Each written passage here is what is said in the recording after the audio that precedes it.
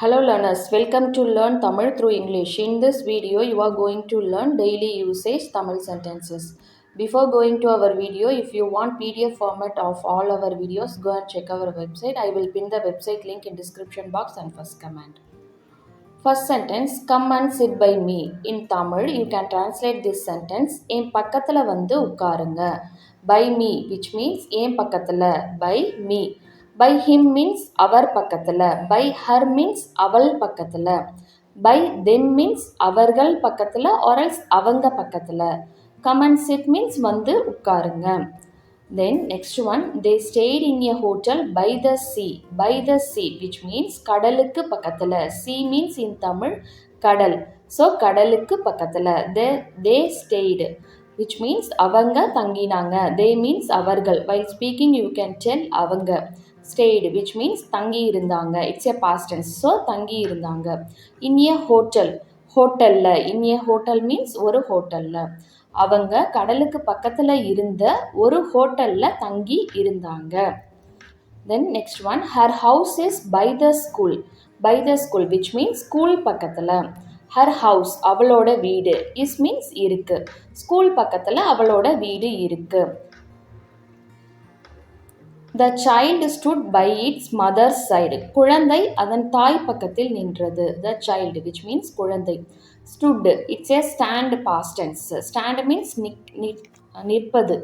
Stood, which means நின்றது. It's a past tense, so நின்றது. By its mother's side. Mother means அம்மா or else தாய். தாய் பக்கத்தில். குழந்தை அதன் தாய் பக்கத்தில் நின்றது. The next one, the shops are close by. Close by means பக்கத்திலேயே. பக்கத்திலேயே. Shops means கடைகள். The shops are close by. கடைகள் பக்கத்திலேயே இருக்கு. கடைகள் பக்கத்திலேயே இருக்கு. The next one, the keys was by the door. சாவி கதவுக்கு பக்கத்திலேயே இருக்கு. By the door, which means கதவுக்கு பக்கத்திலேயே. Door means கதவு. கதவுக்கு பக்கத்திலேயே. Keys, which means சாவி. Was, it's a past tense. So இருந்தது. The keys are by the door. சாவிகள் கதவுக்கு பக்கத்திலேயே இருக்கு. Keys are means கதவுக்கு பக்கத்திலேயே இருக்கு. Here we have was, it's a past tense. So இருந்தது. The next one, I will be home by 6 o'clock. நான் 6 மணிக்கு முன்னாடி வீட்டுக்கு வந்து விடுவேன். I will be home. நான் வீட்டுக்கு வந்து விடுவேன். By 6 o'clock. 6 means in Tamil 6. So 6 மணிக்கு முன்னாடி. By 6 o'clock. So முன்னாடி. நான் 6 மணிக்கு முன்னாடி வீட்டுக்கு வந்து விடுவேன். He will be home by 6 o'clock. அவர் 6 மணிக்கு முன்னாடி வீட்டுக்கு வந்து விடுவார். She will be home by 6 o'clock. அவள் 6 மணிக்கு முன்னாடி வீட்டுக்கு வந்து விடுவாள். அவள் means you have to tell வந்து விடுவாள். He means you have to tell வந்து விடுவார்.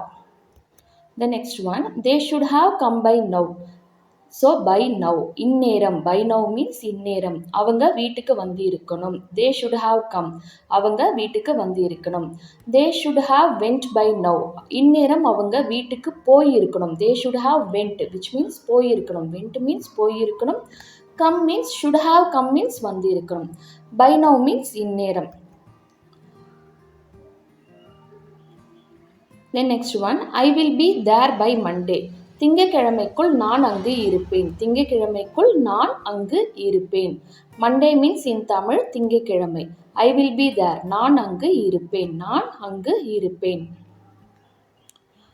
The next one, the lockdown was imposed by the government. ஊரடங்கு அரசாங்கத்தால் போடப்பட்டது. Imposed, which means போடப்பட்டது.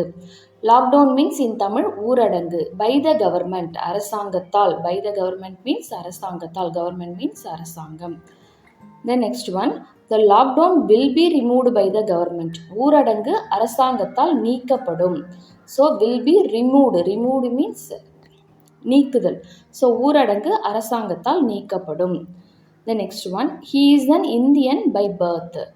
அவர் பிறப்பின் அடிப்படையில் ஒரு இந்தியர். அவர் பிறப்பின் அடிப்படையில் பிறப்பின் அடிப்படையில் ஒரு இந்தியர். He is an Indian by birth. By birth. Birth means பிறப்பு. So அவர் பிறப்பின் அடிப்படையில் ஒரு இந்தியர். She is an Indian by birth. அவள் பிறப்பின் அடிப்படையில் ஒரு Indian. The next one, she is a kind-hearted by nature. அவள் இயற்கையிலேயே குணமானவள். அவர் இயல்பாகவே இரக்க குணமுள்ளவள்.